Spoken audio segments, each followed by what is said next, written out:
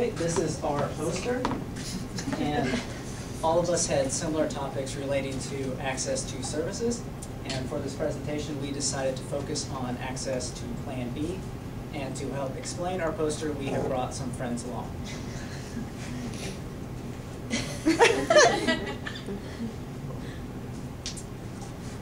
Meet the Halifaxes. That's Harold. His wife Virginia is hard at work in the kitchen, and their boy Jimmy, well, he should be getting home any minute now. The family lives in Sioux Falls, South Dakota. Don't be fooled by our 1950s references. The year is 2009. Virginia, could you bring me another martini? Of course, dear. Right away. The meatloaf is almost ready. Is Jimmy home from the sock hop yet? Meatloaf. Fantastic.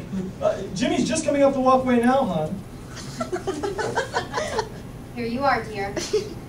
I'll be right back with the meatloaf. Thanks, love. No need to hurry. What's that, dear? Nothing. Hey, sport! Hey, Pop.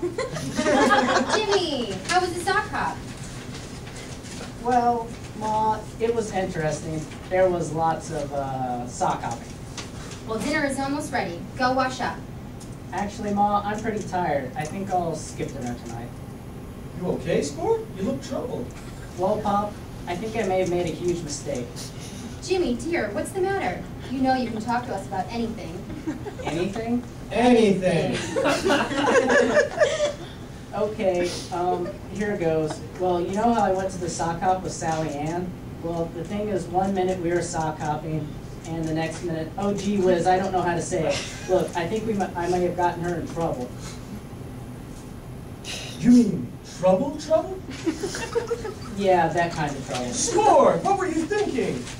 It must have been all that rock and roll. I thought you were still my little boy. What happened to my baby? He grew up. Gee whiz, it's not like you even know me, Mom. I need another martini. You didn't mean for this to happen.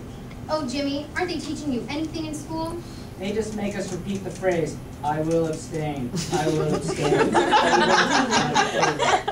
You mean you didn't know you had other options, kiddo? Not a clue, Pop, honest. The only thing we knew was one minute we were trying to abstain, the next minute we were lying in a sweaty, post-coital heap that reeked of shame, embarrassment, and regret. Golly gee, what are we going to do? We've all been there. First thing tomorrow morning, we're going to go have a chat with that teacher of yours and find out why they aren't teaching you about any other forms of birth control. Harold, you better take Jimmy and go without me. I think I feel one of my spells coming on.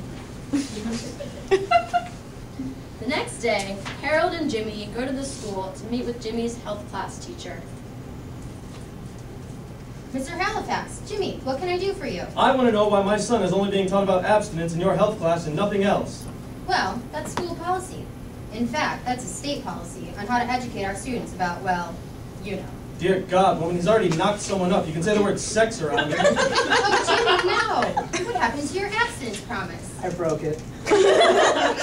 Well, if the state will only allow you to teach abstinence, how are these students supposed to learn about the other options? And don't say parents, because that's just awkward. Well, if I had my druthers, the state would allow us teachers to provide the students with a comprehensive understanding of the myriad birth control methods out there. And furthermore, it shouldn't just be in the schools, but at the clinics and the hospitals too. Did you know that in South Dakota, the emergency rooms don't even have to tell rape victims about all their options? If we could empower the young people in this community with all the available knowledge, they may be able to navigate their complex feelings with more confidence, knowing that they have more than one option. But unfortunately, my hands are tied. Well, Sally Ann said some of the senior girls at school had mentioned something about Plan B, and that maybe it could help get us out of this jam. What's that all about? Well, Jimmy, Plan B is a bit controversial, and frankly, even I don't know too much about it. You may want to ask a doctor or a pharmacist about it. Gee, Pop, maybe there's hope. If we could find out more about this Plan B, maybe there's some time to fix this mess. Didn't Mom go to school with Miss Greenberger, the owner of Greenberger's drugstore? Maybe Mom can call her and get the scoop. Good thinking, sport. Let's get home to Mother right away.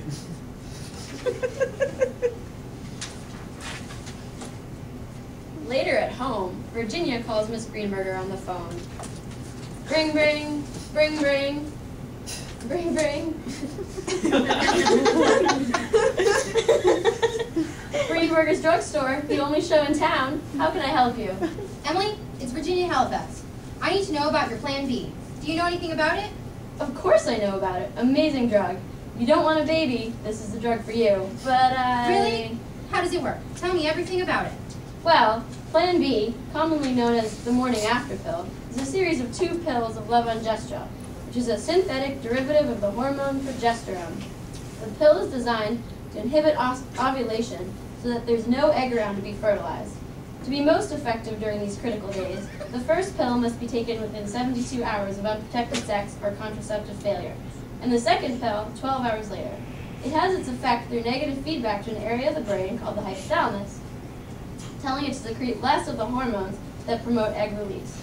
It is also thought to have another effect of inhibiting sperm transport to the egg. However, oddly enough, Plan B is not effective on 2 of the most fertile days of the month, when ovulation is imminent or having just occurred.